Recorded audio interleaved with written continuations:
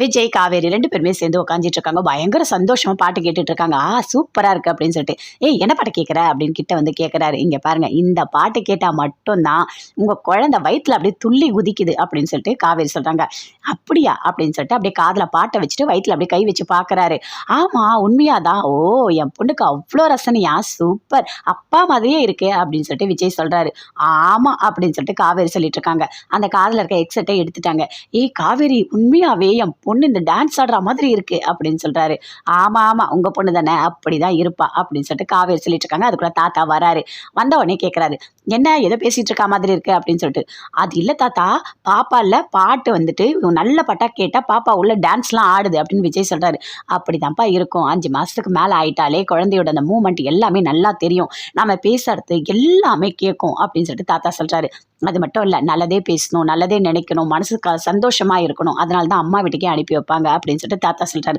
"ஆமா தாத்தா" அப்படின்னு சொல்லிட்டு விஜய் பேசிட்டு இருக்காரு. "சரிப்பா, நான் போயிட்டு வரேன்" அப்படின்னு சொல்லிட்டு தாத்தா அங்கிருந்து அப்படியே போறாரு. "பாத்தியா, கேட்டியா? நீ மனசை ரொம்ப ரொம்ப சந்தோஷமா வச்சுக்கணுமா" அப்படின்னு விஜய் சொல்றாரு. "எங்கங்க சந்தோஷமா வச்சுக்க சொல்றீங்க? அங்க பாருங்க, அந்த கிருஷ்ணா சித்தின்னு சொல்லிட்டு யாரோ வந்திருக்காங்க. வந்து பணம் குடு, இதை குடு, அதை கொண்டு போட்டு டார்ச்சர் பண்ணிட்டு இருக்காங்க. என் மைண்டு முழுக்க அதான் ஓடுது. ஏதோ அதெல்லாம் மறந்து நான் பாட்டு கேட்டுட்டு இருந்தேன்" அப்படின்னு காவேரி சொல்றாங்க.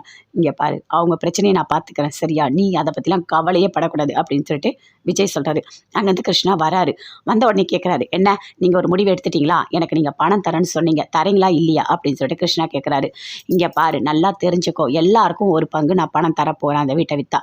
அதே மாதிரி உனக்கும் ஒரு ஷேர் தரேன். நீங்கள் போயிடுங்க. இதுக்கு மேலே எங்ககிட்ட பணம் கிடையாது" அப்படின்னு விஜய் சொல்றாரு. அதை கேட்டோடனே கிருஷ்ணாவுக்கு அப்படியே கோவமா வருது. அவங்க அம்மாவுக்கு எல்லாருக்குமே அப்படியே கோவமா வருது. "என்னங்க பேசிட்டு இருக்கீங்க? ஒரே ஒரு பங்கு தரேன்னு சொல்றீங்க. ஒரு பங்கை வச்சு நாங்கள் என்ன பண்ண முடியும்? நல்லா தெரிஞ்சுக்குங்க, அந்த வீட்டை 2ஆ பங்கணும். அதில் ஒரு பகுதி எனக்கு கொடுங்க, இன்னொன்று அக்காவுக்கு கொடுங்க, அவ்வளோதான். அது எப்படி சின்னதாக கொஞ்சோண்டு அமௌண்ட் தரேன்னு சொல்றீங்க? அதை வச்சு நாங்கள் என்ன பண்ண முடியும்?" அப்படின்னு கிருஷ்ணா கத்துறாரு. "உங்களுக்கு இந்த பணமே அதிகம் தான். ஏதோ நான் தரேன்னு சொன்னது, நீங்கள் வாங்கிட்டு ஒழுங்காக போயிடுங்க. இதுக்கு மேலே ஏதாவது பிரச்சனை பண்ணிட்டு இருந்தீங்க, நீங்கள் கோர்ட்லேயே போங்க, நாங்களும் பார்த்துக்குறோம்" அப்படின்னு விஜய் சொல்கிறாரு. "சரிங்க, நாங்கள் கோர்ட்டுக்கே போகிறோம்" அப்படின்னு சொல்கிறாரு.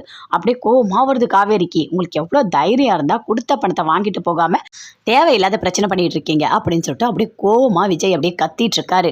"இங்கே பாருங்கள், எங்களுக்கு பணம் வந்து ஃபுல்லாக கொடுத்தா தான் நாங்கள் போவோம். நாங்கள் என்ன நினைக்கிறோமோ அதை நீங்கள் கொடுங்க" அப்படின்னு கிருஷ்ணா சொல்கிறாரு.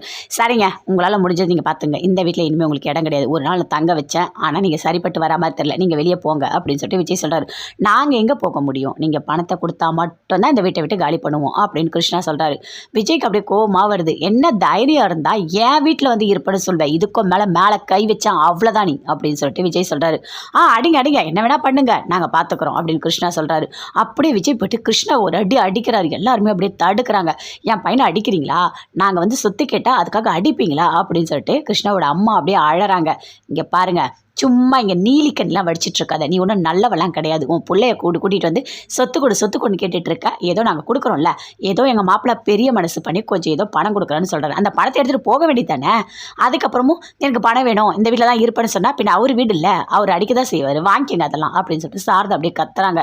பாட்டிக்கு பயங்கரமாக கோவம் வருது. இங்கே என்னதான் நடக்குதுன்னு தெரியலையே அப்படின்னு சொல்லிட்டு அப்படியே டென்ஷனாக இருக்காங்க. என் பேரப்படுற கஷ்டத்தை என்னால் பார்க்கவே முடியல. ஐயோ கடவுளே, யாரோ